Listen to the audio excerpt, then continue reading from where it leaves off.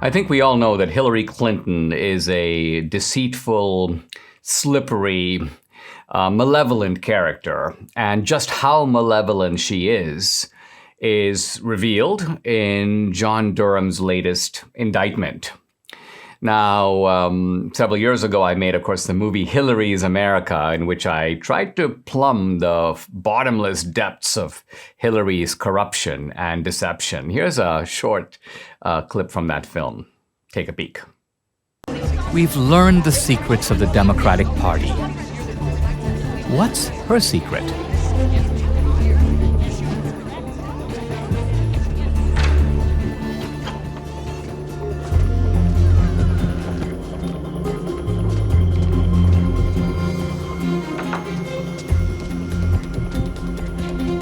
All these investigations, all these deleted emails, all these hidden files. What does she have to hide? This woman, I guess a little bit like her husband, has a lot of secrets. And one of the secrets that Durham is pursuing is Russia collusion, which seems to have been a criminal operation directed by the Clinton campaign from start to finish. It involved other people. It involved lawyers, tech executives. It involved a British spy. It involved the media. It involved the FBI. But it was centrally driven. The mafia operation was carried out by the Clinton campaign and by its top officials.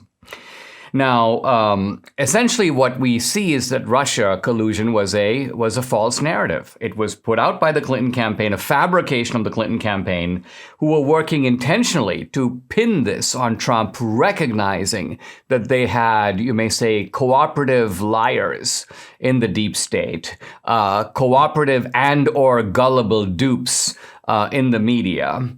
And this is how they could pull it off. They had all the actors who were necessary to get this done. Now, when you read the Durham indictment, and I've read it carefully, 27 pages long, it starts off with a kind of a mystery.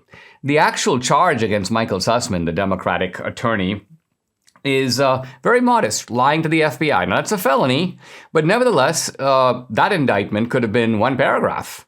Michael Sussman lied to the FBI. He didn't disclose that he was working on behalf of the Clinton campaign.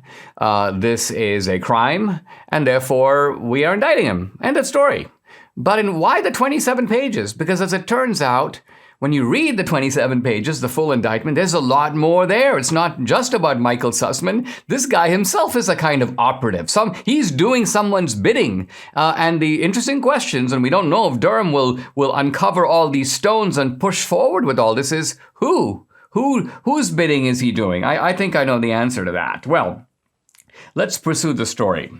A word about the Alfa Bank. Alfa Bank is a private bank. It's the largest commercial bank in Russia, but it's obviously connected in complex ways to the Putin regime.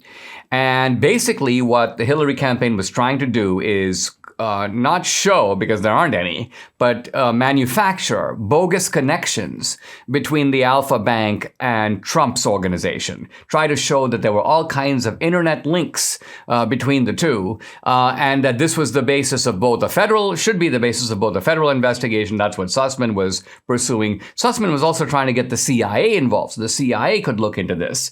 And finally, they wanted this to be a big story in the media. It was right before the 2016 election, and the idea is this could be used to discredit Trump as a kind of a foreign agent. Now, interestingly, Durham reveals the deep role played by tech executives, not one, but many. The senior tech executive, a very high-up guy, unnamed. I'm eager to know his name. This is a guy apparently vying for a top job in the Hillary Clinton administration.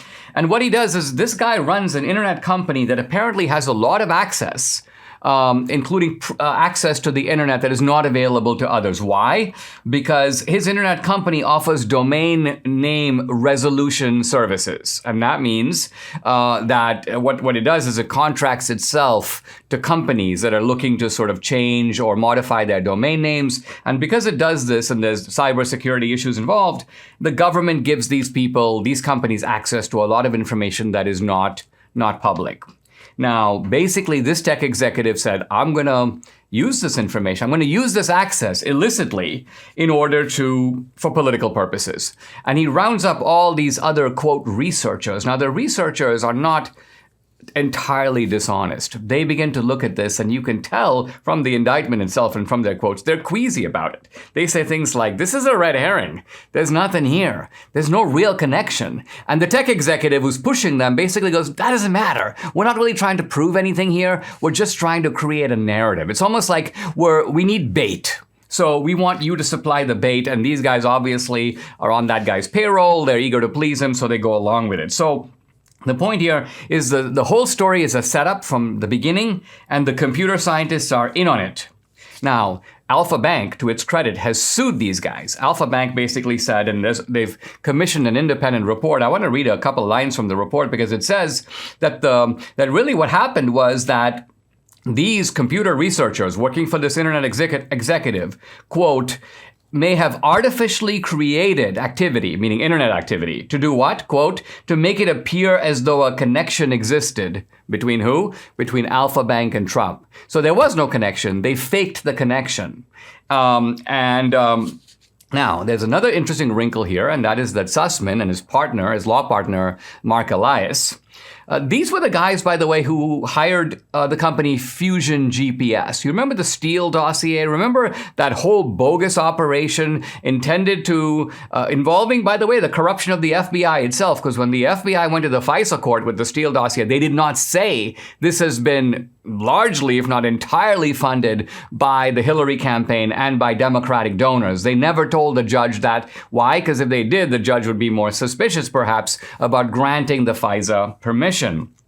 Now, in the report by Christopher Steele, the British spy who was the key compiler of the Steele dossier, Christopher Steele was asked, he talks about Alpha Bank, but he clearly knows nothing about Alpha Bank. Why? First of all, he doesn't know how to spell Alpha Bank. Alpha Bank is A-L-F-A, Alpha Bank. He spells it A-L-P-H-A, Alpha Bank, like Alpha, Beta, you know, so he knows nothing about it. At one point, he's pressed about it. What do you know about Alpha Bank? And he goes, well, all I know about Alpha Bank was given to me by this guy, Michael Sussman, the very guy indicted by Durham. Now, where does Hillary come into this? Hillary comes into this at the very end. I mean, this is the mistress of all lies. And so once this false story is put out, she obviously knows all about it. Her people put it out. She puts out her tweet. It's time for Trump to answer serious questions about his ties to Russia. I mean, the chutzpah, the knowing deceit. I mean, when I think about Bill Clinton and his deceits in a different area, I think about Hillary. I just think, these are two little demons right out of Milton's hell. One is Belial, one is Beelzebub. Which is which? You figure it out. But one thing I do hope is that John Durham figures it out.